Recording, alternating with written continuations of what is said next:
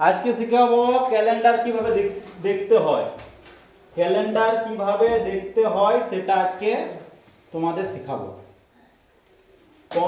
2025 সালের 15ই আগস্ট হবে কি বার? শুক্রবার।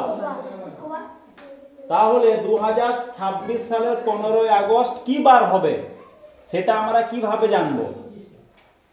2025 সাল লিপ ইয়ার বছর পড়ে না, লিপ ইয়ার নয়, 4 দিয়ে ভাগ করলে মিলবে না।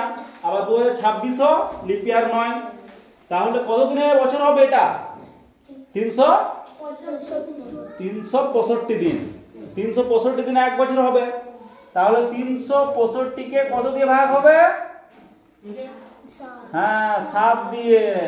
5 7 35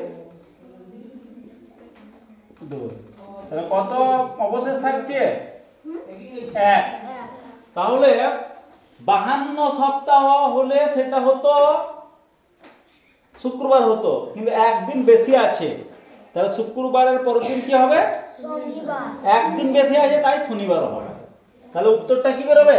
2026 সালের 15ই আগস্ট শনিবার হবে। বুঝতে পারলে? এরকম ভাবে বের করতে হবে। ঠিক আছে।